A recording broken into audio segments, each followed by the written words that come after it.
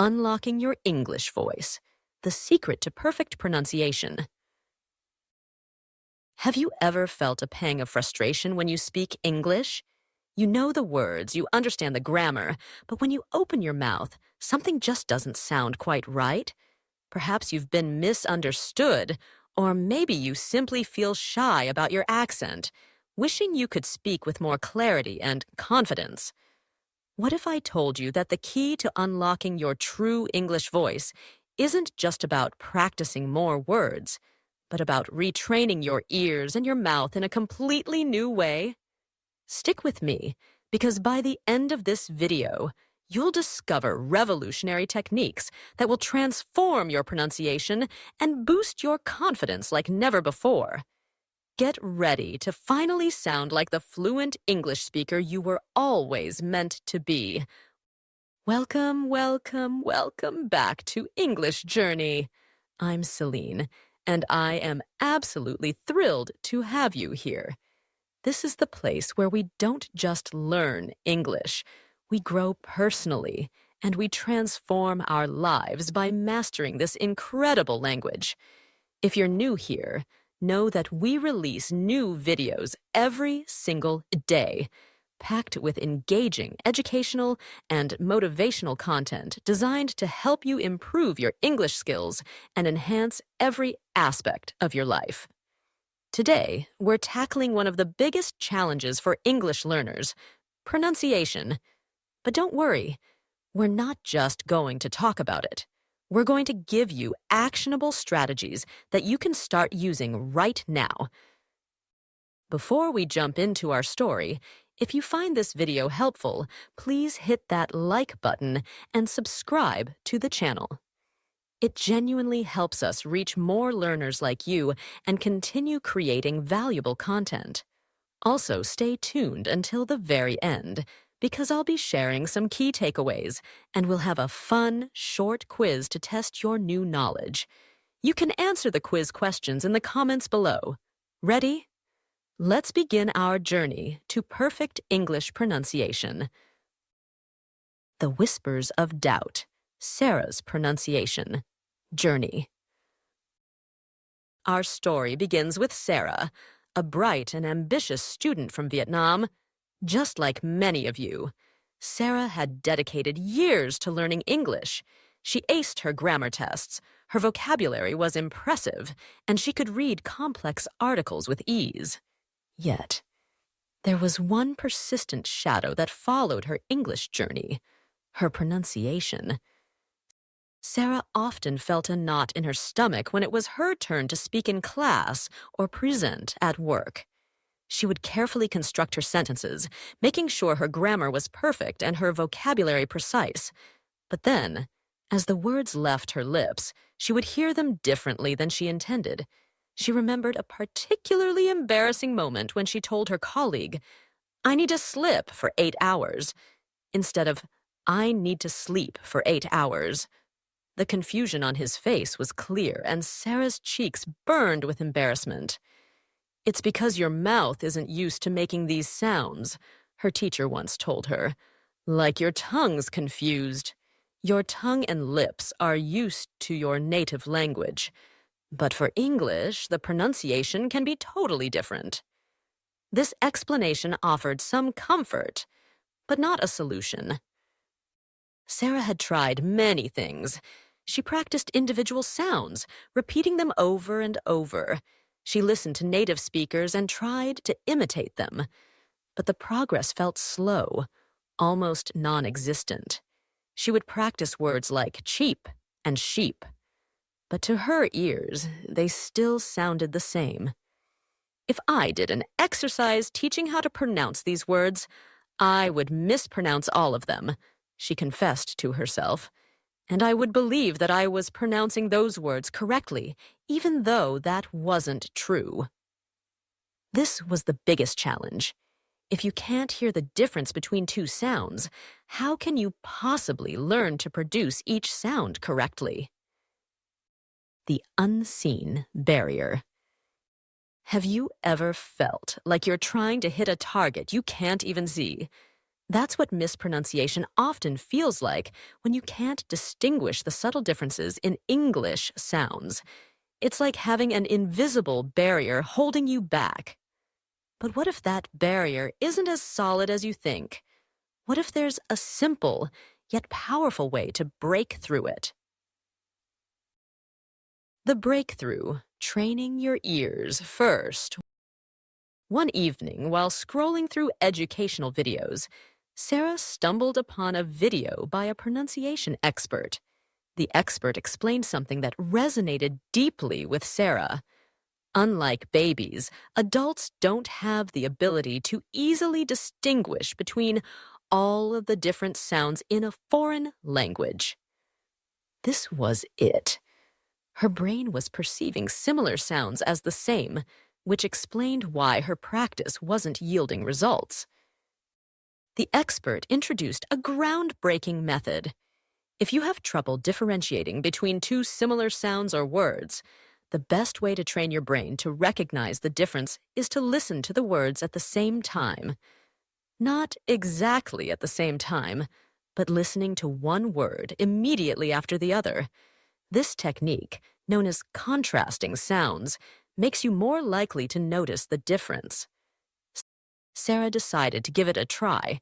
She found exercises that contrasted the AA sound with the EH sound, or the E sound in sleep with the I sound in slip. When she heard sleep and then immediately slip, focusing intensely on the middle sound, something clicked. The subtle difference, which had always eluded her, became clear.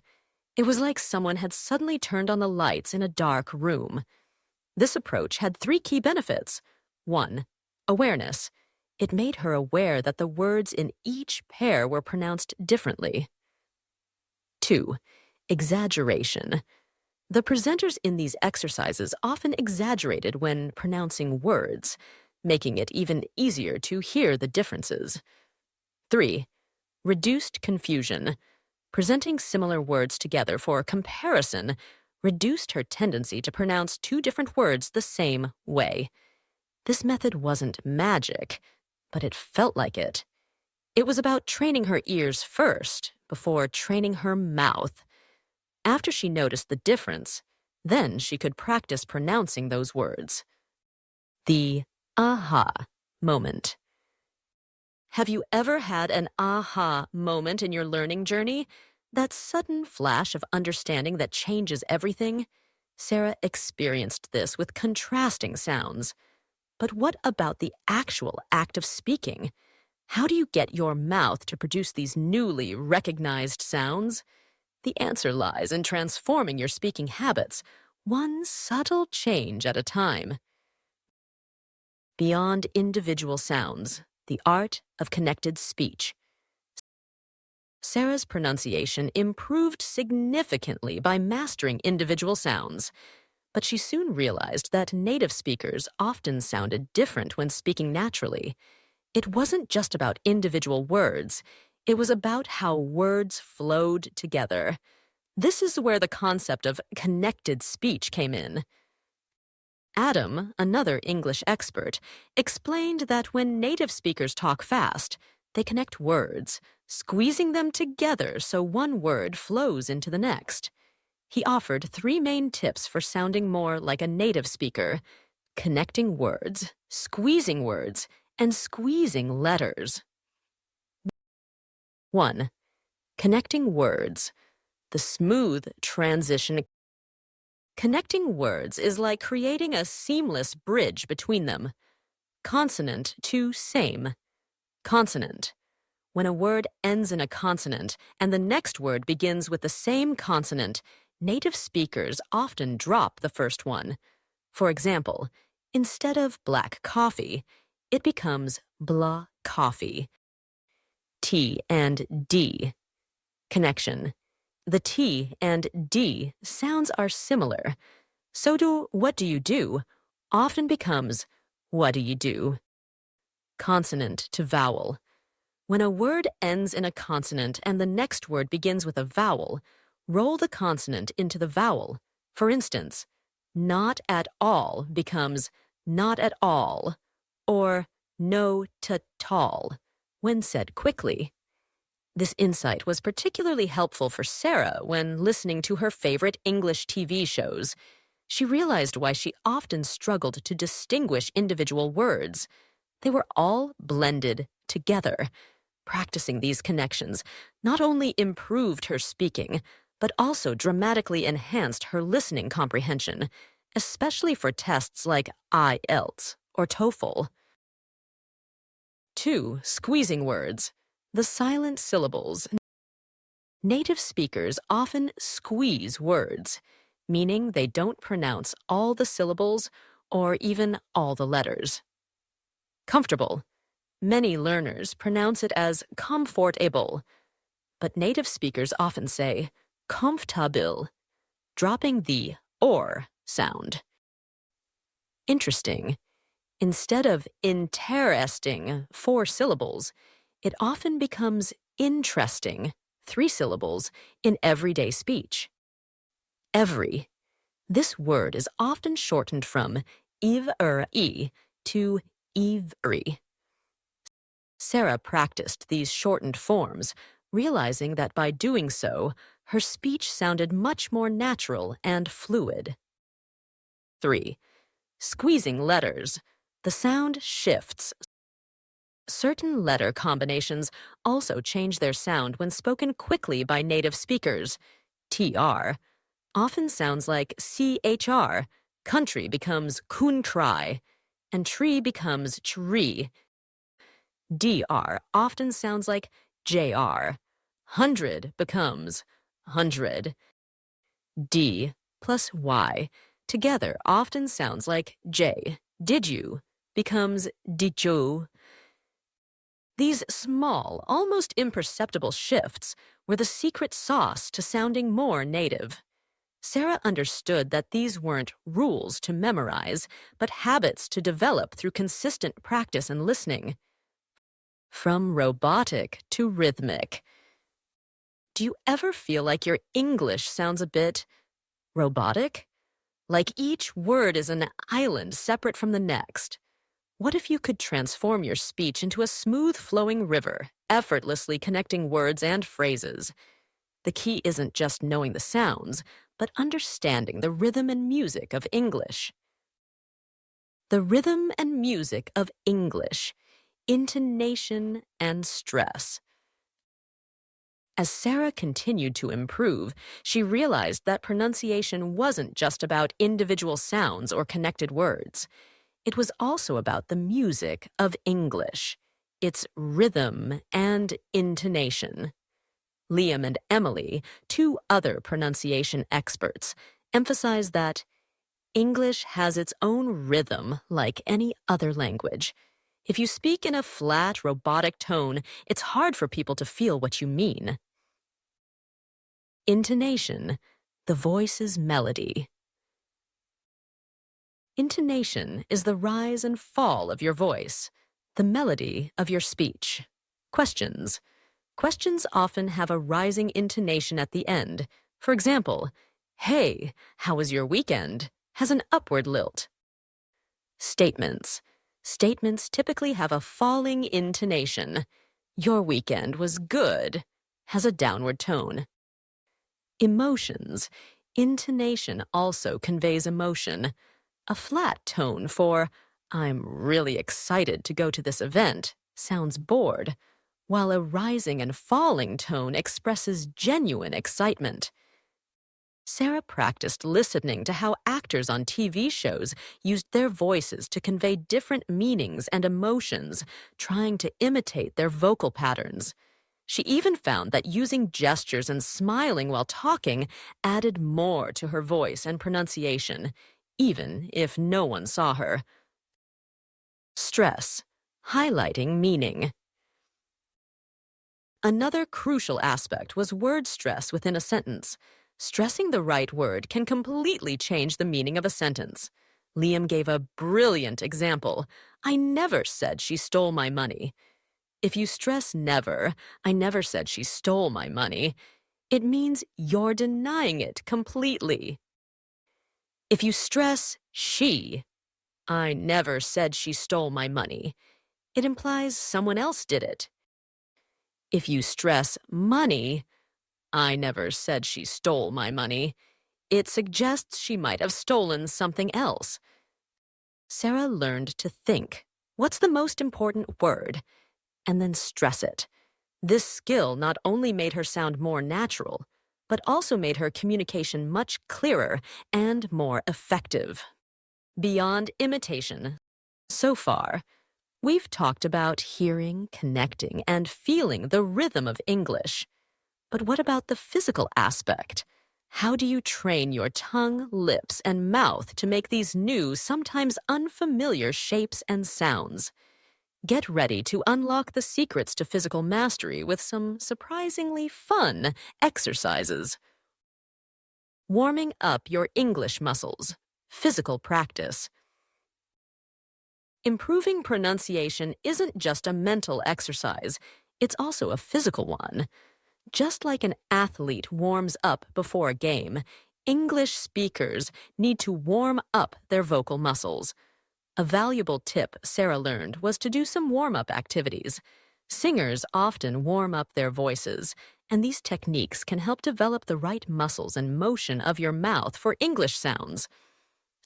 Sarah started doing simple vocal warm-ups, E, E, E, O, O, O, ah, ah, ah.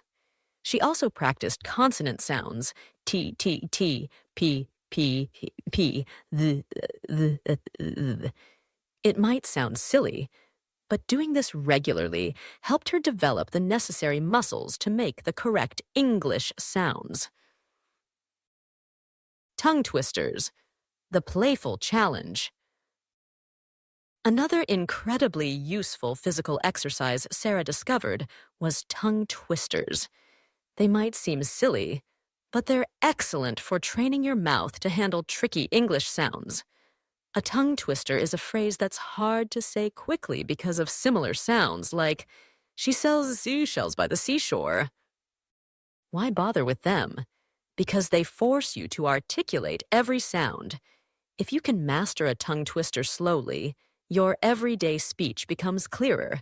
It's like stretching before a workout. Sarah tried a few. Red lorry, yellow lorry.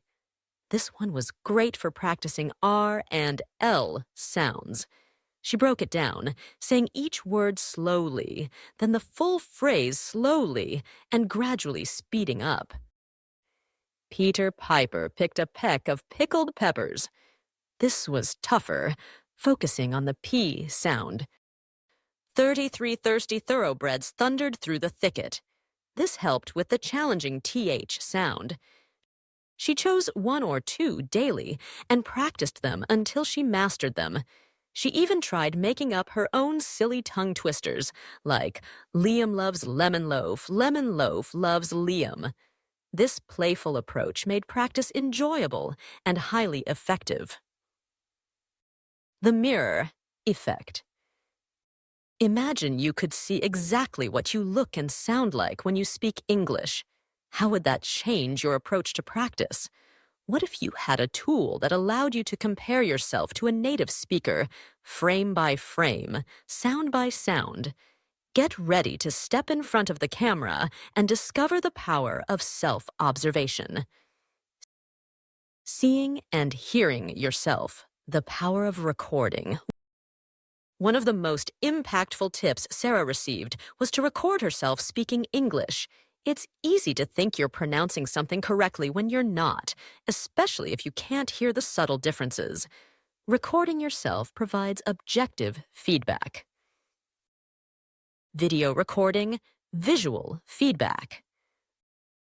The best way to do this was to find a video of a native speaker, record herself saying the same things, and then compare the two videos.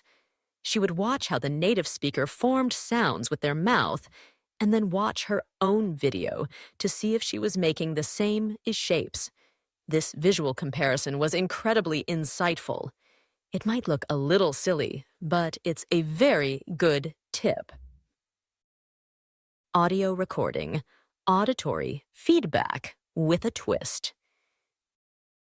In addition to video, Sarah also recorded just her audio. The trick here was not to listen immediately. Instead, she would record herself and then listen to it the next day or a few days later. This distance helped her hear her own voice more objectively.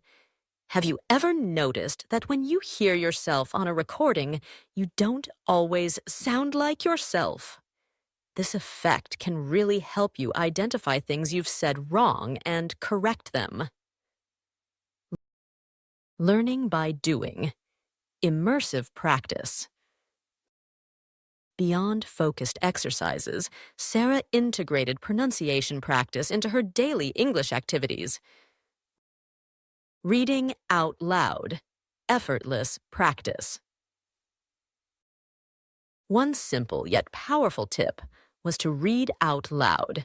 When you read out loud, you don't have to think about what you're going to say. The words are already on the page. This allows you to focus solely on pronunciation, using all the muscles you would use in a normal conversation.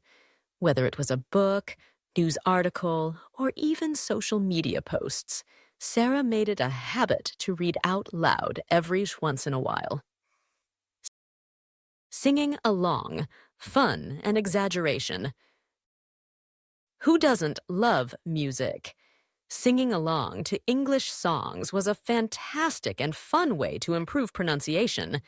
When you sing, you tend to use more force, overpronounce, and overemphasize words, which is a really good thing for practice. Sarah would choose a song for the week, learn the lyrics, and sing it loudly 4 or 5 times. She'd sing with gusto, with a lot of joy and energy. Acting out scenes. Interactive practice. For a more interactive approach, Sarah found a friend who was also learning English, and they would act out English scenes. They would choose a scene from a favorite TV show, write down the dialogue, and then reenact it. This allowed them to practice mimicking actual English conversations, correct each other, and make the practice more fun. The echo technique. Imagine you're an echo, perfectly mirroring every sound you hear. What if there was a technique that trained your ears, mouth, and rhythm all at once, making you sound more like a native speaker with every repetition? Get ready to master the ultimate pronunciation hack, shadowing. The ultimate technique, shadowing. Among all the techniques, one stood out as the most crucial, shadowing. Shadowing means listening to a sentence and repeating it right after, like an echo. It trains your ears, mouth, and rhythm all at once. Sarah would find an English recording or video, play a part of it, hit pause, and then say what the person had just said. She could do this with YouTube videos, pausing after each sentence, saying it, and then playing again. Liam and Emily demonstrated shadowing beautifully. They would first tell a short story, encouraging listeners to pay attention to how they spoke, the pronunciation, stress, and intonation. Then they would play it again, pausing after each sentence for the listener to repeat. Sarah would practice this diligently. She would listen to short sentences. Last weekend was so relaxing. I visited my favorite cafe downtown. I ordered a vanilla latte and read a book for hours. Later, I met a friend for a walk in the park. The weather was perfect, sunny, but not too hot. And then she would pause and repeat, focusing on mirroring every detail she heard. This continuous loop of listening and repeating was incredibly powerful. It wasn't about understanding the meaning. It was purely about imitation and developing the muscle memory for English sounds and rhythms. Embracing your unique voice, your accent. As Sarah's pronunciation improved, she started to worry about her accent. Did she need to sound exactly like a native speaker? Liam and Emily had a reassuring message. You can have a French, Indian, or Brazilian accent and still speak English perfectly well. The key is avoiding mix-ups that confuse listeners, like ship versus sheep, and fixing pronunciation struggles that hinder clarity. Instead of fighting her accent, Sarah learned to find her signature sound. She understood that it was okay to have an accent, as long as her speech was clear and understandable. For some, this might mean leaning into the slight roll of their R's. For others, it might mean focusing on mastering specific tricky sounds first. The goal was clarity, not mimicry. She would record herself saying a tricky sound, compare it to a native speaker, and then adjust just enough for clarity without needing to mimic them exactly. This perspective freed her from the pressure of perfection and allowed her to enjoy the journey. Celine's personal journey, my own story. Just like Sarah, I, Celine, have walked this path. When I first started learning English, my pronunciation was far from perfect. I often mispronounced words, leading to misunderstandings and moments of frustration. I remember struggling with word pairs like beach and bitch, a common one for many learners, or focus and focus. I used to say them the same way, leading to awkward situations. I, too, discovered the power of contrasting sounds. I would spend hours listening to minimal pairs, forcing my ears to distinguish between sounds that felt identical. Then, I would record myself, often cringing at what I heard, but using it as a guide for improvement. I embraced connected speech, realizing that fluent English wasn't about pronouncing every single letter distinctly, but about letting words flow naturally.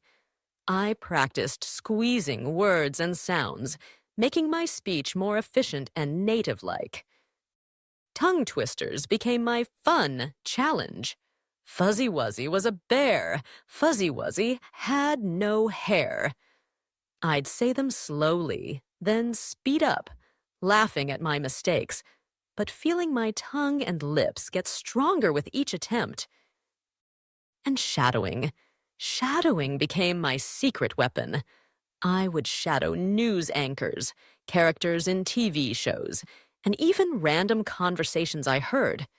It was like learning to sing by listening to a master vocalist and then trying to perfectly echo their performance. It was challenging, but the improvements were undeniable. My journey wasn't about erasing my accent entirely. It was about making my English clear, confident, and effective. It was about embracing my unique voice while ensuring my message was always understood. And if I can do it, so can you. Recap/takeaways. All right, what an incredible journey we've been on. Let's quickly recap the key takeaways for improving your English pronunciation. Train your ears first. Before you can produce sounds correctly, you must learn to hear the differences between similar sounds. Use contrasting sound exercises to sharpen your auditory perception. Master connected speech. Understand how native speakers connect words, and squeeze letters. This will make your speech sound more natural and improve your listening comprehension. Embrace intonation and stress. Pay attention to the melody of English, intonation, and which words are emphasized, stress. This adds meaning and emotion to your speech. Warm up your mouth muscles. Do vocal warm-ups and practice tongue twisters to physically train your mouth, tongue, and lips for English sounds. Record yourself. Use video and audio recordings to get objective feedback on your pronunciation. Compare yourself to native speakers and listen with fresh ears after a delay. Incorporate immersive practice. Read out loud, sing along to English songs, and act out scenes with friends. Make pronunciation practice a fun and integrated part of your learning. Utilize shadowing. This is a powerful technique where you listen and immediately repeat what you hear, mimicking the sounds, rhythm, and intonation. It's like an echo for your English voice. Embrace your accent with clarity. Your goal is clear and understandable English, not necessarily to sound exactly like a native speaker. Focus on fixing confusing sounds, but celebrate your unique voice. If these tips resonated with you and you're feeling motivated to transform your English pronunciation, please hit that like button and subscribe to English Journey. We are here every day to help you on your path to English mastery and personal growth. Quiz. Now for a quick quiz to see how much you've absorbed. Don't worry, there are no wrong answers, just opportunities to reflect. You can type your answers in the comments below. Question 1. What is the first step the story suggests for improving pronunciation, especially when dealing with similar sounds? Question 2. Can you name one way native speakers connect words in spoken English? Question 3. Besides individual sounds, what music elements of English did we discuss that can change the meaning of a sentence? Question 4. What is the ultimate technique described in the story that trains your ears, mouth, and rhythm all at once? Question 5. What did the experts say about having an accent in English? Is it good or bad? Take a moment to think about your answers and share them in the comments. I love reading your responses and seeing your understanding grow. Conclusion. Thank you so much for joining me today on English Journey. Remember, improving your English pronunciation is not a destination. It's a journey filled with small victories and continuous learning. Be patient with yourself, celebrate every little improvement, and most importantly, keep practicing. Your English voice is waiting to be unleashed, and I have no doubt you will achieve remarkable things. Keep growing, keep learning, and I'll see you in the next video. Bye for now.